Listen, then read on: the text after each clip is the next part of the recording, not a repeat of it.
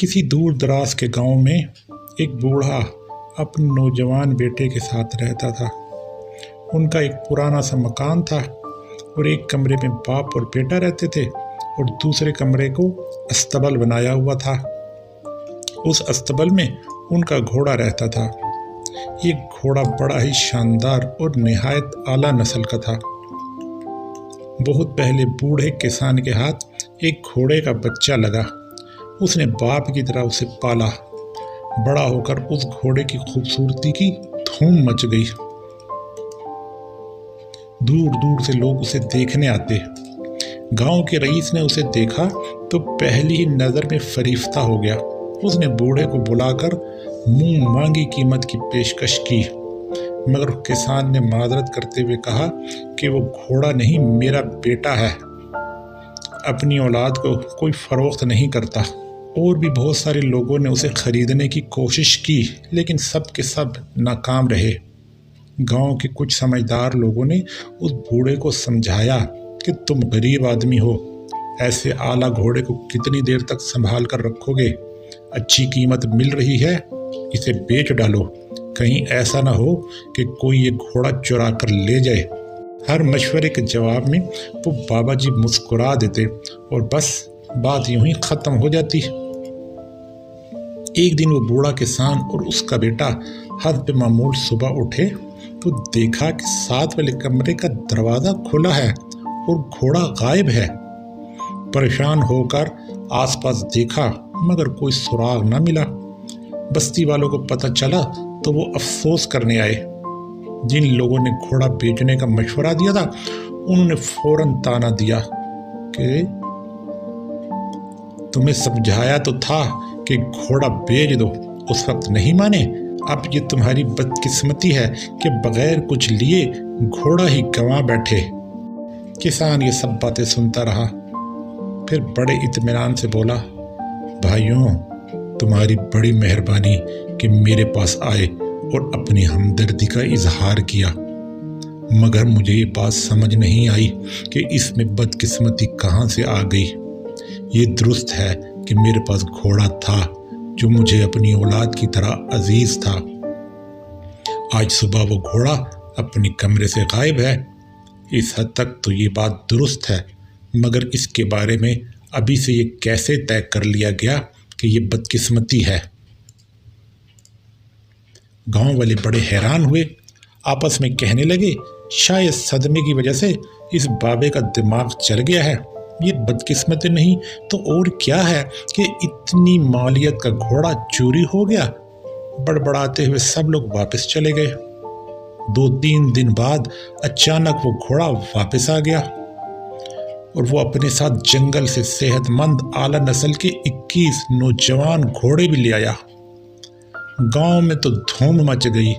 لوگ آ کر اس بوڑھے کسان کو مبارکباد دینے لگے۔ انہوں نے اعتراف کیا کہ ہم اس روز غلط بات کر رہے تھے۔ گھوڑے کا چلا جانا بدقسمتی نہیں تھی، اصل میں تو تمہاری خوش قسمتی تھی۔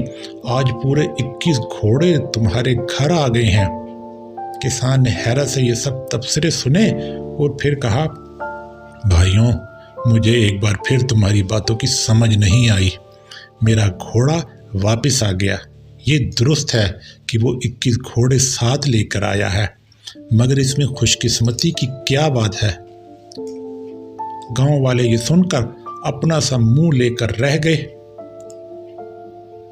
چند دن گزرے تھے کہ کسان کا بیٹا ان جنگلی گھوڑوں کو سدھانے کی کوشش میں مصروف تھا۔ ایک دن ایک سرکش گھوڑے نے اسے ایسی پٹخنی دی کہ اس کی ٹانگ ہی ٹوٹ گئی۔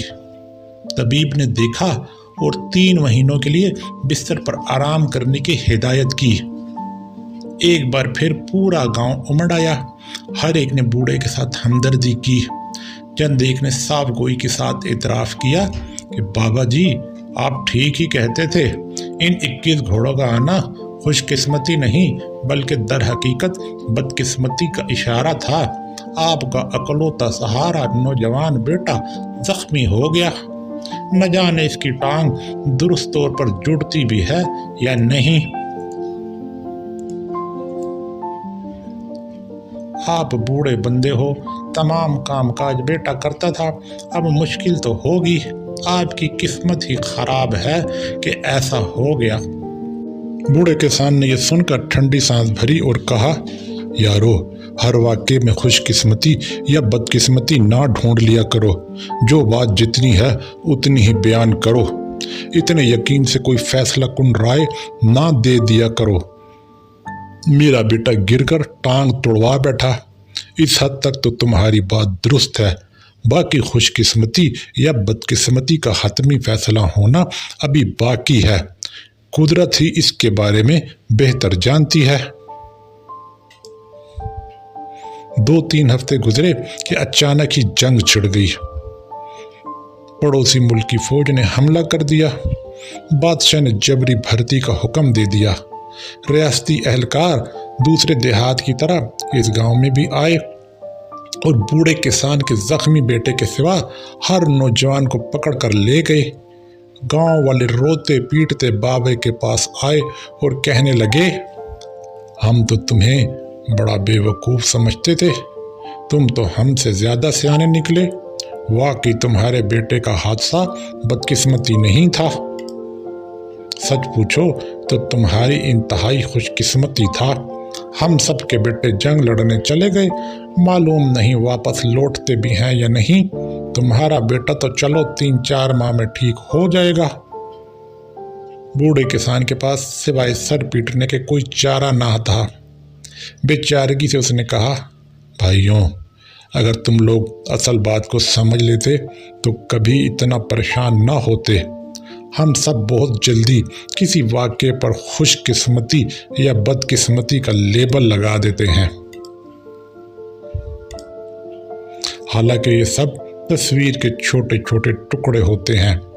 हम में से किसी के पास मुकम्मल तस्वीर नहीं, तस्वीर का एक टुकड़ा ही होता है।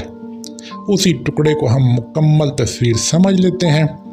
एक टुकड़ा कभी तस्वीर को दुरुस्त तरीके से बयान नहीं कर सकता, उसके रंग तक नहीं बता सकता। हमें हतमी राय देने के बजाय इंतज़ार करना चाहिए। जो वाक़या हुआ है उसे उतना ही समझना और मानना चाहिए।